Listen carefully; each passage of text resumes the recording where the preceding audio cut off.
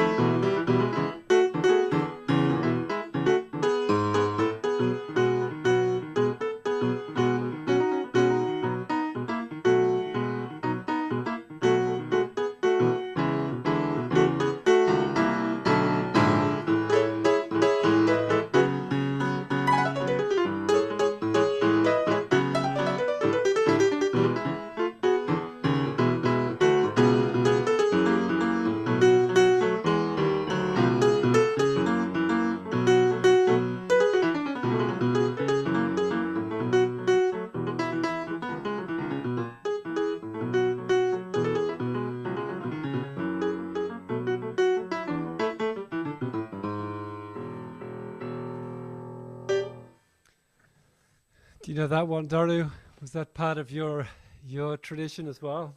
My musical tradition, yes, Mark, but not my ecclesiastical tradition. Awesome. I think I recognize it, but the improvisation was great. I was waiting actually for Con to I know. Gene with Yeah. his sax. The Zoom delay would have been a killer. Did you guys recognize the tune, Cara, Nicola, and Gladys? This is a day that the Lord has made. No, I It's did one not that. recognize it at all. And I That's was cool. Yeah. concentrating. That's great. Yeah. Maybe I should There have. were It little was bits This Is I the Day. recognized, that's all. Yeah. Yeah. Well, let me just launch in, having played an unrecognizable tune for you. Recently, I read Makoto Fujimura's book, Art and Faith, A Theology of Making. I don't know if some of you have read that. And when I was about halfway through reading the book, I posted a quote on Facebook, and I want to share with you the Facebook thread because it kind of it takes us straight into this topic of, I think, arts and theology, at least in the state of play, as people kind of dialogue about it in public discourse. So I quoted Fujimura in this kind of late night kind of Facebook thread. And so this is what he wrote, and this is what I posted on Facebook. Beauty and mercy, justice, invoke the new creation, precisely because they may be unnecessary for survival in the old creation.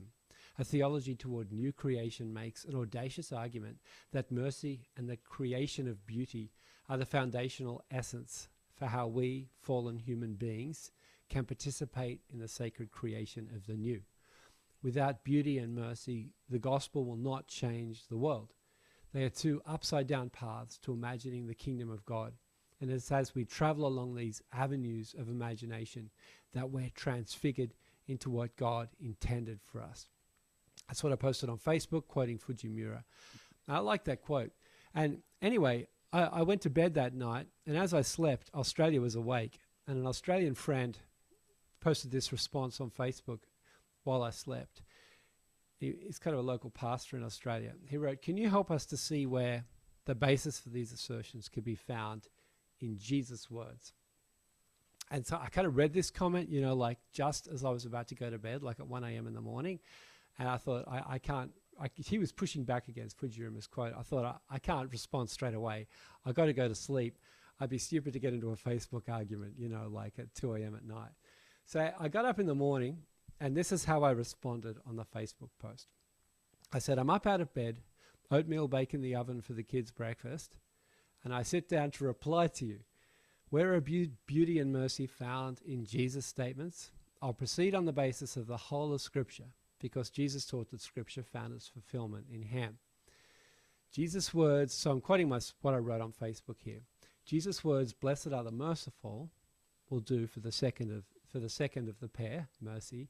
In the Sermon on the Mount, Matthew 5-7, Jesus is doing little more and little less than gathering the eschatological people of God, the remnant of Israel, in the light that now in His person, the kingdom as God has come in power.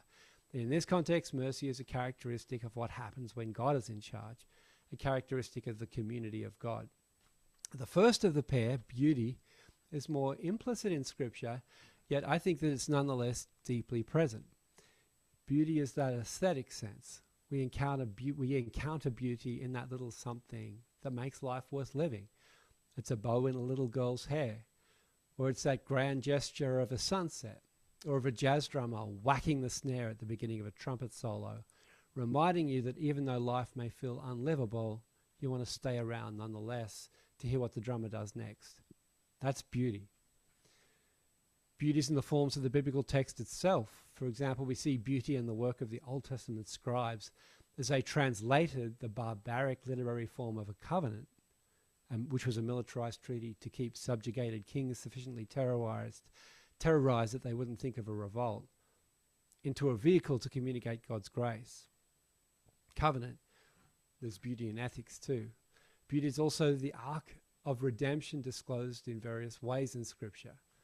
I haven't heard many sermons analyzing the 10 curtains surrounding the tabernacle courtyard, the specific dimensions, their loops of blue material, and their 50 gold clasps used to fasten the curtains together. It doesn't make for beautiful writing, but it looked beautiful in Exodus 36. So this beautiful sanctuary, the Old Testament tabernacle, displays for the community the presence and the holiness of God.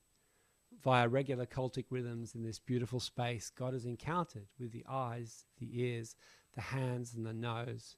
Yahweh is demonstrating by this that God is committed to the journey. Yahweh will go the full distance with Israel, which is beautiful in itself. Further beauty is connected to sacrifice, right, in that section of the Bible, which could take another post. Anyway, that's what I wrote on Facebook when I got up after getting the oatmeal bake in the oven. And then a few minutes after I posted this text, a Vancouver pastor who was on my timetable, who's also a jazz pianist like me, he commented on my post. Beauty's like a drummer. You want to stick around for what comes next. Yes, he wrote. His name's Nelson. He said, it's also like a gracious theologian who responds to a question on Facebook once breakfast is ready with openness, care, and wisdom. And my friend Nelson's comment was, it was interesting, and it was encouraging and helpful for me, because it reminded me that human relationships and interactions have an aesthetic too. Interactions may be beautiful.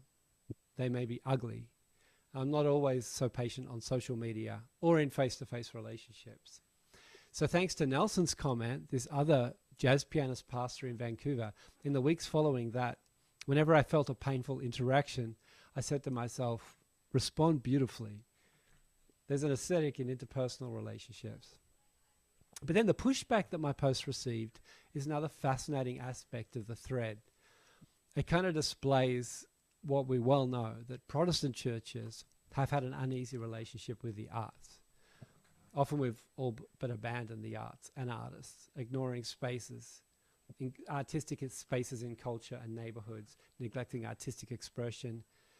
And that kind of ignoring of beauty comes with an enormous cost for faith, I think, especially in post-Christian cultures.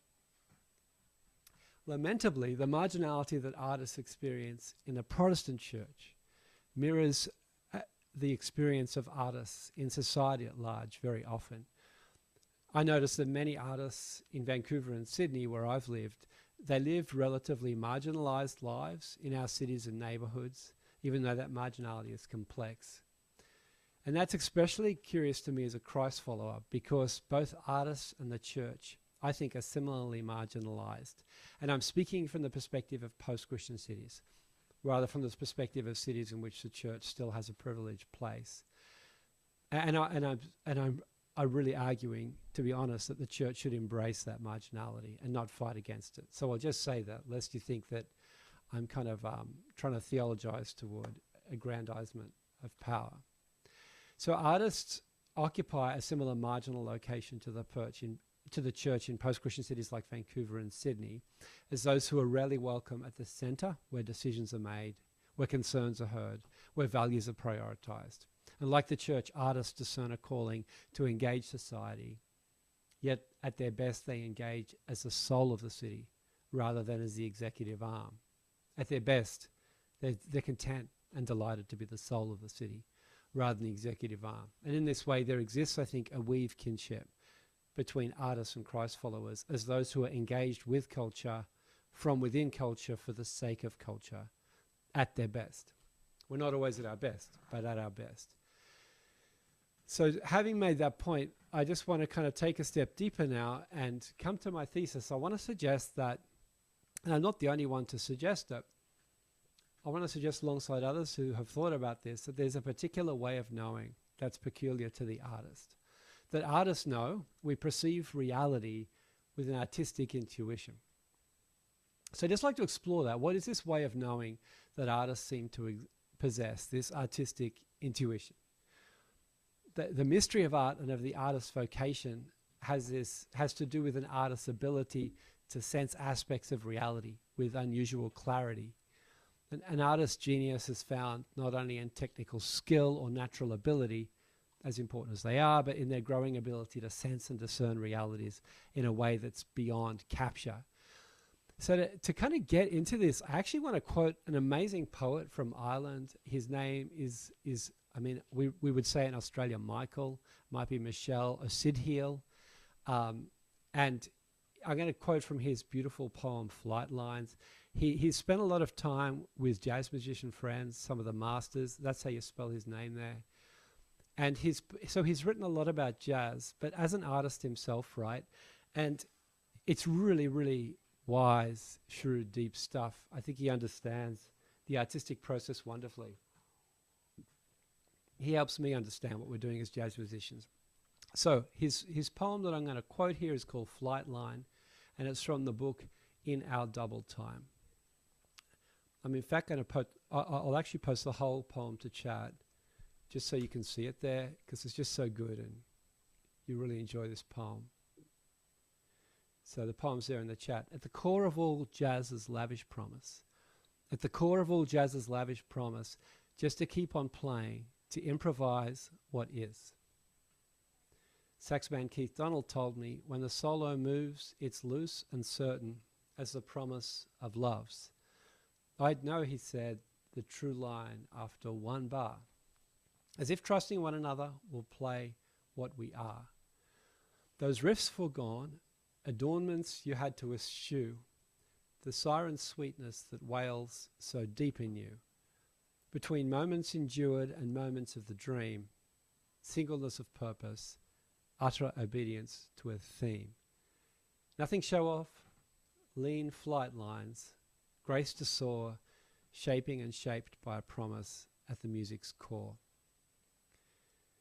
So I really dig that, and even I just played for you, obviously, and I can kind of recognize in those words the the moments of the dream and the moments endured. Sid Hill's his final words for the wrestle of a jazz pianist during a performance, a jazz musician during a performance.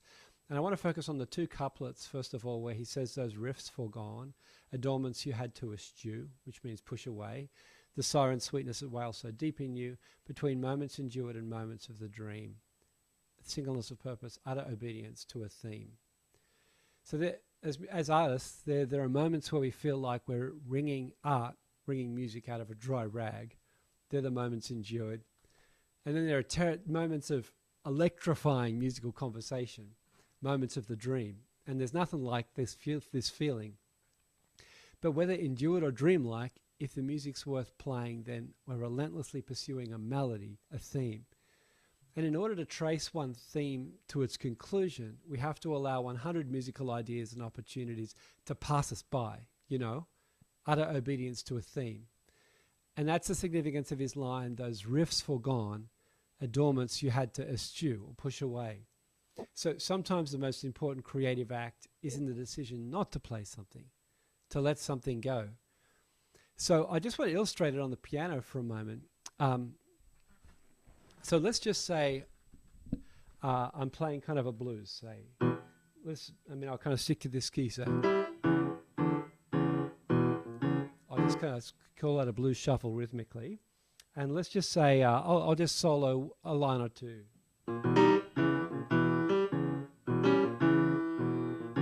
So that's my first line. And then we kind of think to ourselves, well, what do we play next? We're telling a story. Well, having played that, there's a million things that I could play next, But let's just say I thought, well, Con's here, so I want to show off. Here's a really fast, kind of extroverted, virtuosic sax player. I see his face and I think, oh, I'm going to play something fast. And that's what I played next. And what's interesting about that is it's not the story I was telling with the first line. The first line was... What was it? And that, if that's the first sentence, then it's going to require some kind of response. So that idea that came to my mind when I saw Con's virtuosic face, that has to just fall to the floor. And I have to keep telling the story. Maybe I'll play something like this.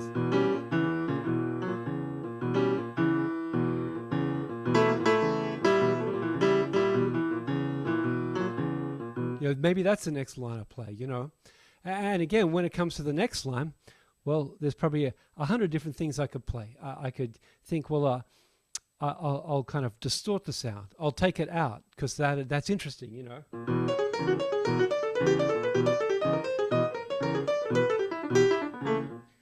But again, that will be a different story. It's not the story that I'm telling in this moment, you know.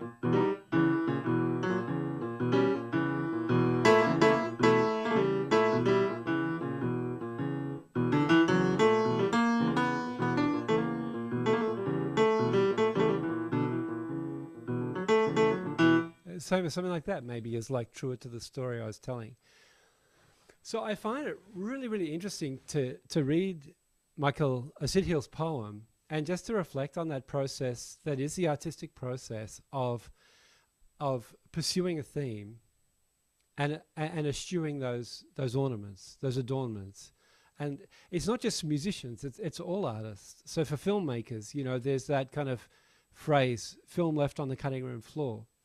And for writers, you know, there's every book on writing, people talk about the waste paper basket, those draft manuscripts with crossed out paragraphs, they're now up in the waste paper basket. And these notes in jazz that are left unplayed show perhaps more clearly than anything else that an artist is reaching for something. We're seeking something that's real, something that's true. We're seeking truth, discerning truth with an artistic intuition. This is a truth or a lens into a truth that's far better expressed artistically than spoken about or theorized about. You know, you can't really write it down, but you can play it. And you could kind of, you could even say this kind of truth is truer than a truth that's first theorized. And I think it's an artistic gift of intuitive discernment, of expressing reality with clarity and soul. So you can definitely analyze a jazz solo in terms of musical theory. You could analyze that short solo that I played in terms of musical theory, but analyzing a solo with musicology may not help you understand the truth that the artist is expressing very much at all. It may help a little, but not a lot.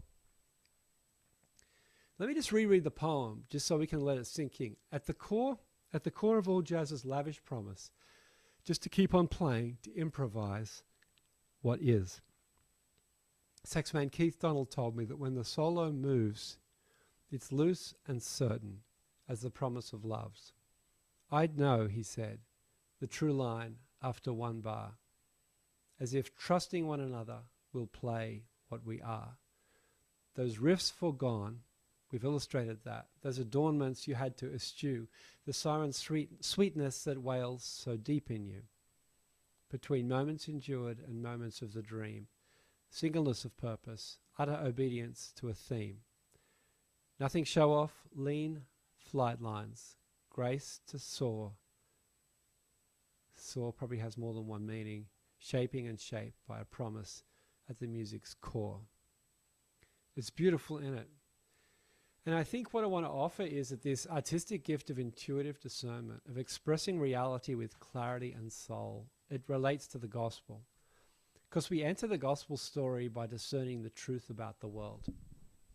But by discerning the truth about the world. Jesus says in the Sermon on the Mount, Matthew 5:4, blessed are those who mourn.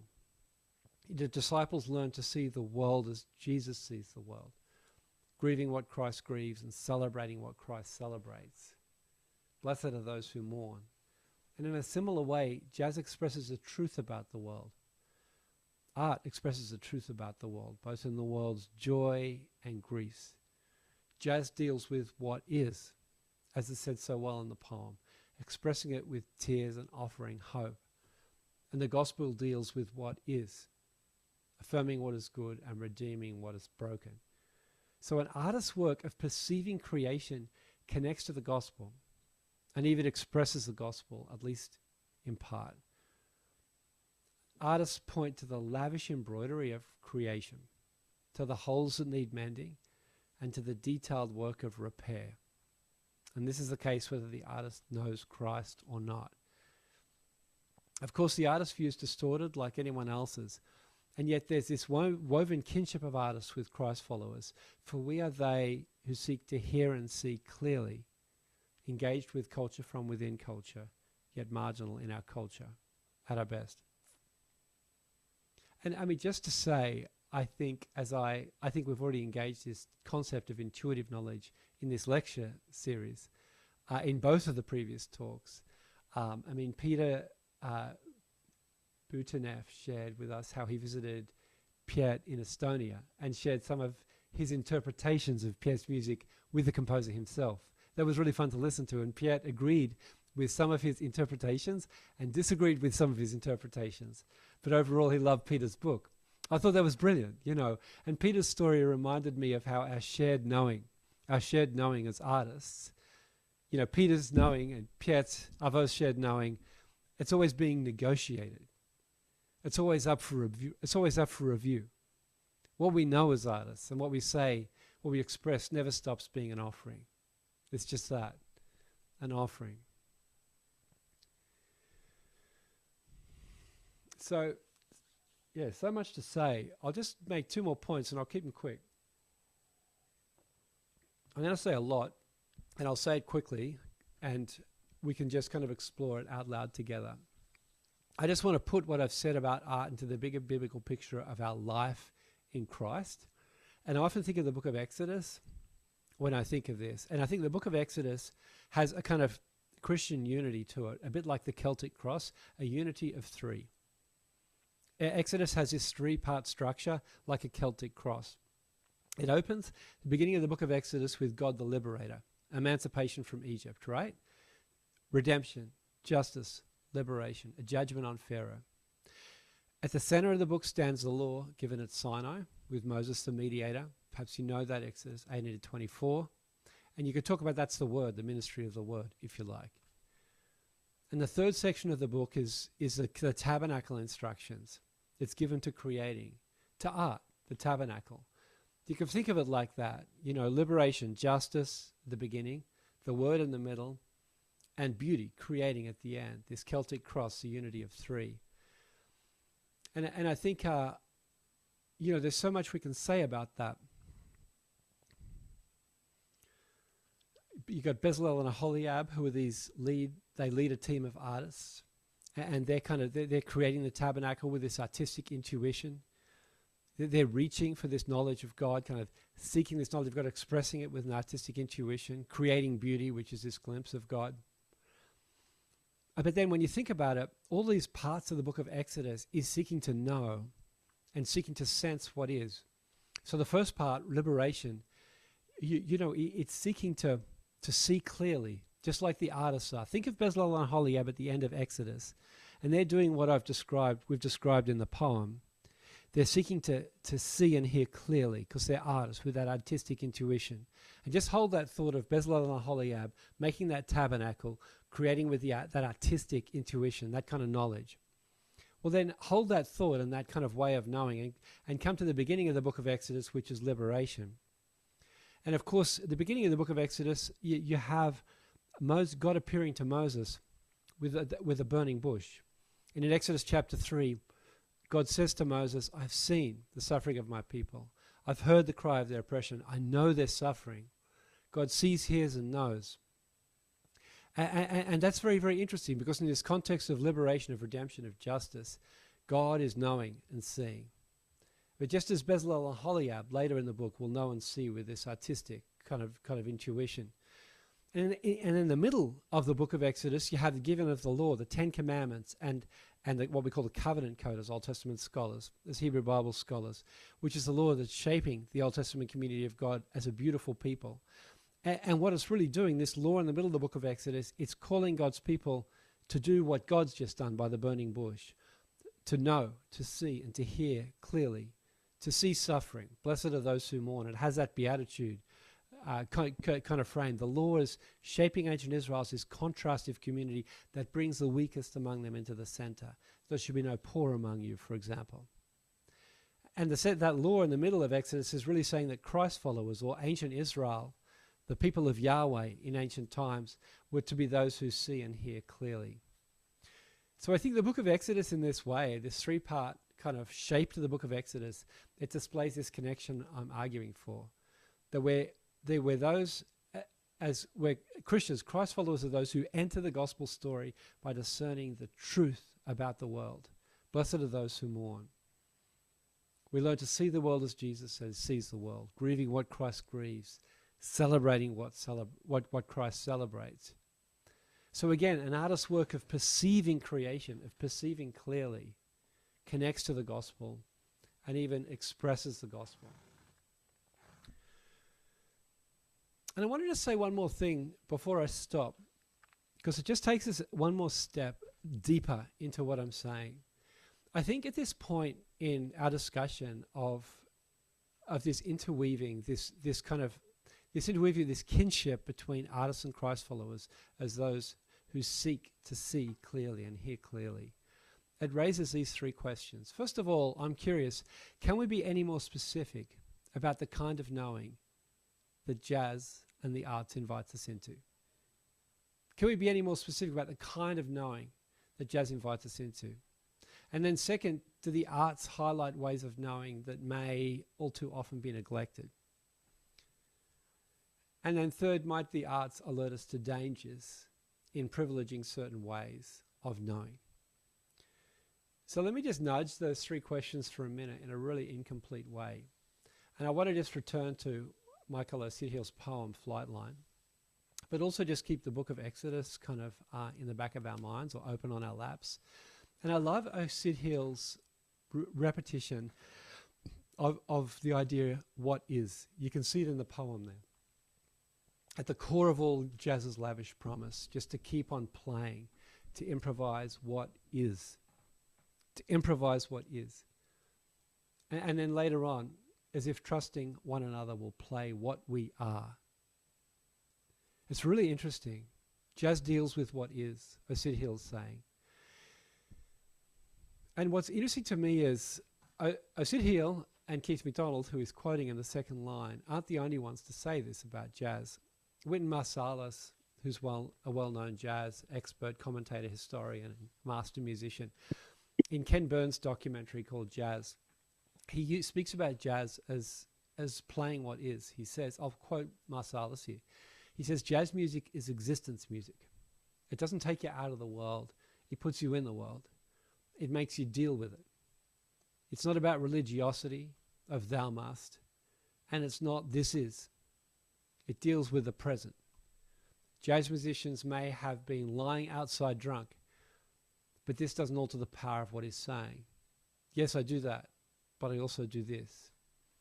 Jazz deals with what is. It discerns the truth about the world. It grieves with the world and it celebrates. It's interesting, isn't it? And just to say real quick, and I don't have time to unpack it, it's almost another paper, but I'm really fascinated when Wynton Marsalis says it's not about religiosity of thou must, it's about this is. And of course, when Marsalis says it's not about thou must, he's really citing the Ten Commandments. You know, that's the kind of language in the Western tradition he's citing, which just gets me thinking about the Ten Commandments. And I've done a fair bit of scholarship on it. And let me just say two things really quickly about that to try and get a resolution to Marsalis saying, just to get a resolution to the tension between Marsalis saying it's not thou must kind of music. First of all, the Ten Commandments, a bit like jazz in itself, the Ten Commandments is much more profound than we realize in the Western tradition. The Ten Commandments are interpreted hyper-individualistically, but actually they were shaping a community. They were shaping God's ancient people to be a community that was completely different from the oppression that experienced in Egypt.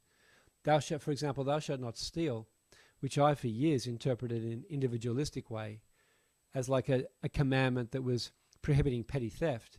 Thou shalt not steal is more about circumscribing the behavior of Pharaoh, who was the ultimate stealer, who was accumulating on the back of these oppressed slaves.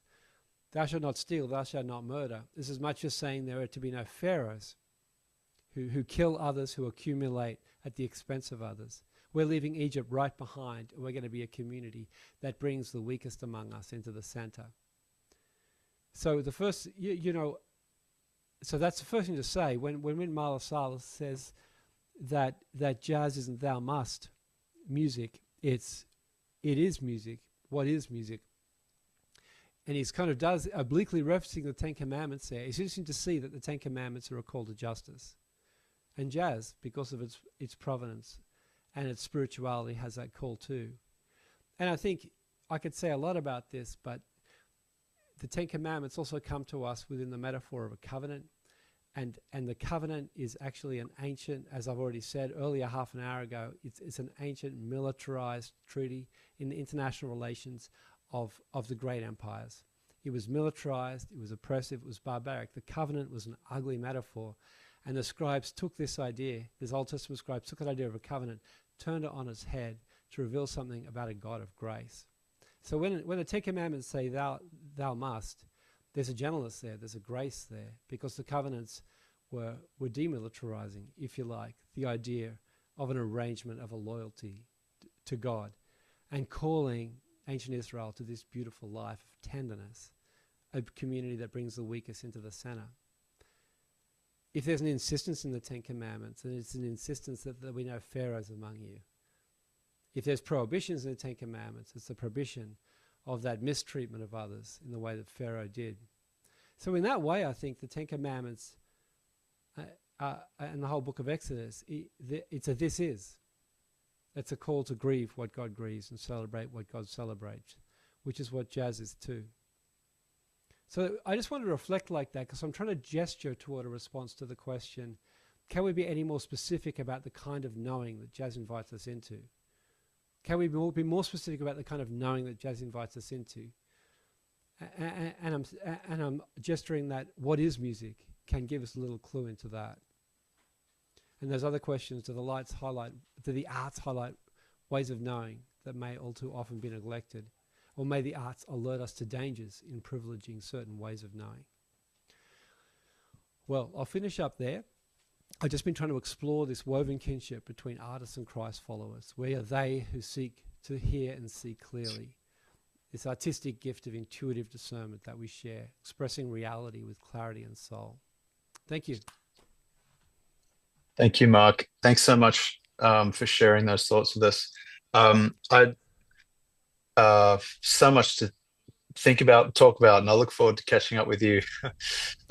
You'll be in Boston, I assume, in November, so we'll have a long talk about these things. But if I may, I might just kick off a couple of thoughts for discussion. So that line, trusting one another will play what we are,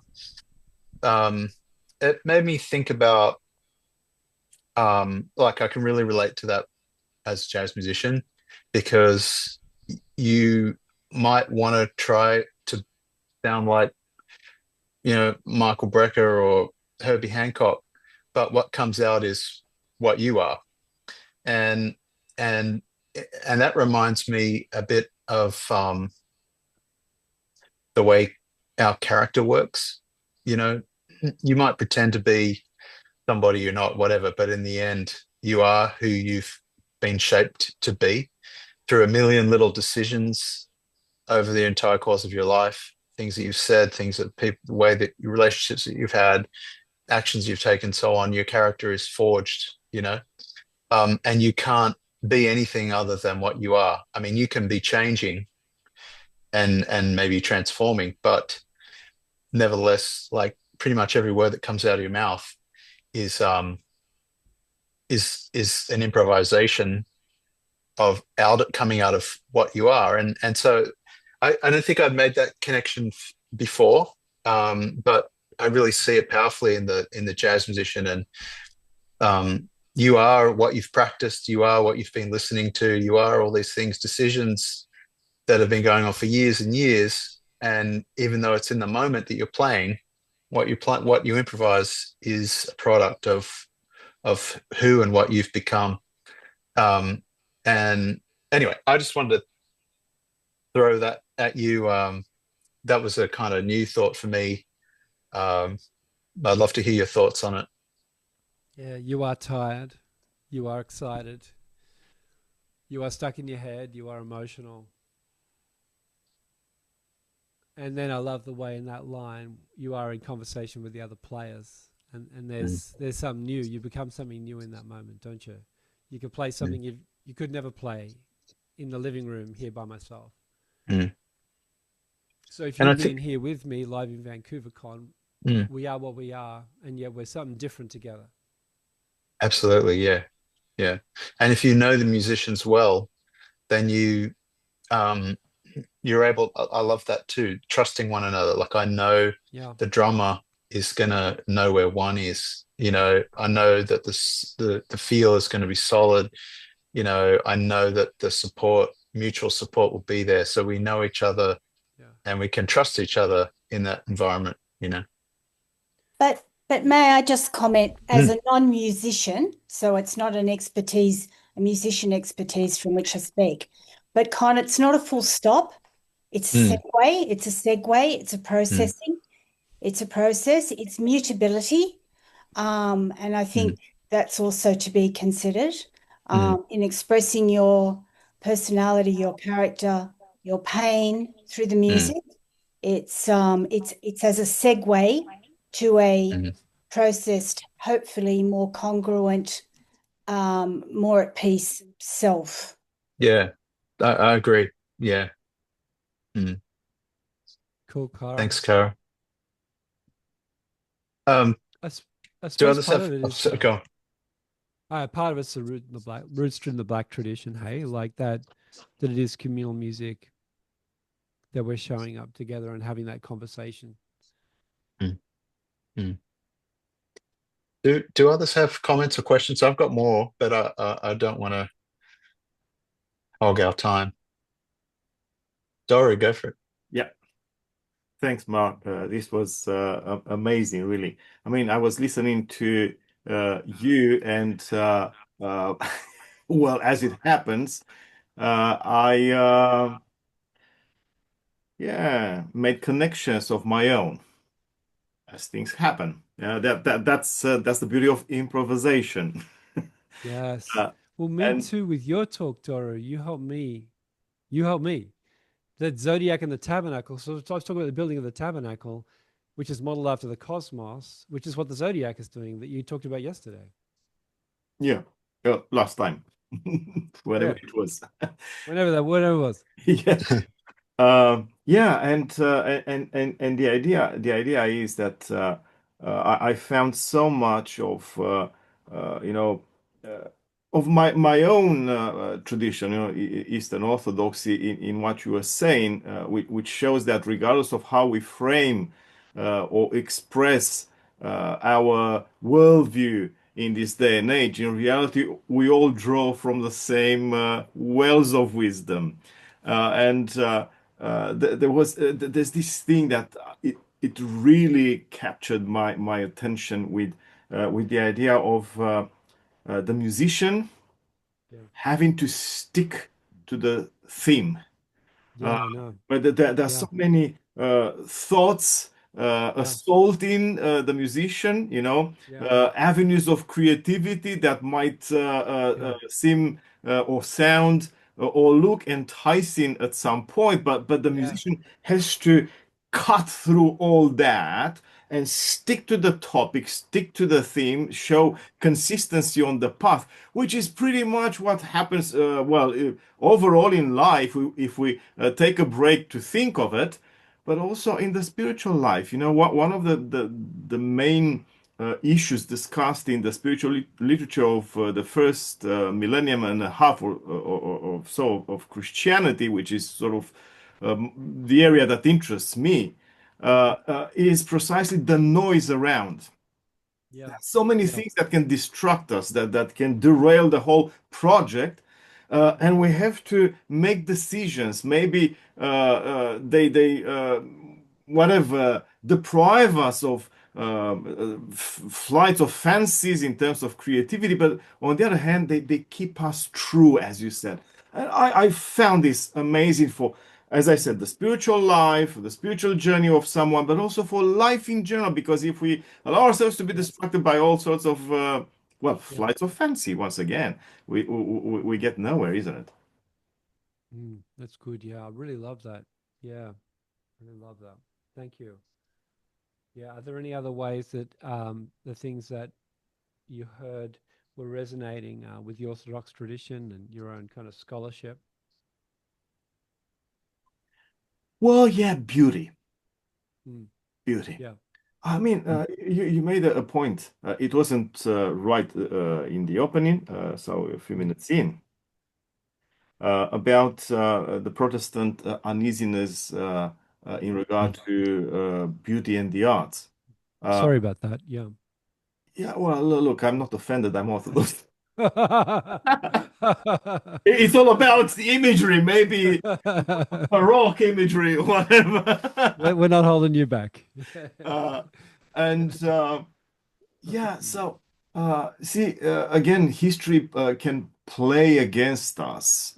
Circumstances determine certain choices, which is again part and Yeah, parcel of exactly. improvisation in history. And Christianity is this whole complex history of Yeah. choices in terms of what do we want to improvise on, what topic, what theme Yeah. are we following, and so on and so forth. But Yeah. beauty is both moving and controversial as a topic. At the end of the 19th century, early 20th, whatever, especially Russian philosophers, religious philosophers, were fascinated by beauty. Dostoevsky said the beauty will save the world. And the so-called sophiologists, those who considered Sophia, wisdom, as the forgotten topic in theology, especially Russian emigres to the West, brought it back. And there are strands, more rationalist strands of the Orthodox tradition, for instance, that contest the importance of beauty or even wisdom, Sophia. We need to stick to the rational given path and so on and so forth, because if we cultivate beauty, this will bring us back to emotions, to the dark aspects of our subconscious, and so on and so forth. And we don't want to get there. In reality, the best of Orthodox thinking, even in modern times, bridges these worlds, Mm. improvises the nexus of reason and emotion, feeling and consistency on the path, commitment to, let's call it a covenant, to a certain path, and so on and so forth. If I may, if no one else wants to jump in a booklet I published last year together with an astrophysicist, an atheist astrophysicist, which Nicola knows well because she wrote a beautiful review. The book is called A New Copernican Turn. At some point towards the end, I jumped into contemplation, nature contemplation, and I quoted some passages from Nikos Kazantzakis' book, St. Francis. And just a snippet, to show the place of beauty in Kazantzakis's sort of quasi-orthodox but very lovely way of relating to what you call being Christ follower in this day and age. So he refers to Francis. Each dawn when the birds begin to sing again, or at midday when he plunged into the cooling shade of the forest, or at night sitting in the moonlight, or beneath the stars, he, Francis, would shudder from inexpressible joy and gaze at me. That's the disciple and friend, Leo, brother Leo. Yeah, Francis and Leo. Yeah. Okay. Um, his eyes filled with tears. What miracles these are, brother Leo, he would say. And he who created such beauty, what then must he be? Your being, your is, you know? What can we call him? And he refuses to call this being God. But anyway, he goes on. Beauty is Mm. God's daughter, said Francis as he gazed out through the open window at the yard, the vine arbor, the scattered white clouds that were cruising in the sky. Beauty is God's daughter, that I'm sure of. The only way we can divine the appearance of God's face is by looking at beautiful things, and so on and so forth. It is a tiny, beautiful book that uh, captures with Kazantzakis' genius, and artistic insight ways of knowing that escape the usual canon of rationality that plagues, not only dominates Christian theology, East and West. And I believe that, yes, you artists teach us something or remind us of something that is fundamental to being Christ followers, but also theologically trained people. Now we have to land in life and draw inspiration for our theology from life itself, like Francis and Leo roaming the forest and finding God's Just. face everywhere. I love it. And that's the book of Exodus there, that unity, justice, the word, as you say, rationality, but for the sake of mercy and beauty. Scripture does that work for us too. Thanks. Awesome. Well, guys, that might be a good spot at which to conclude. We are just about out of time, but there's so much more I feel like we could be talking about. And thank you so much, Mark, for your really interesting and stimulating and passionate and beautiful presentation that you shared. I know it's late there. You're probably quite tired, so we do appreciate you making the effort to join us. And thank you, everyone, for joining us today. Thank you. Yeah, we'll see you next time at our next TRN seminar. Thanks, everyone. Thanks. Take care. Paul. Thank you.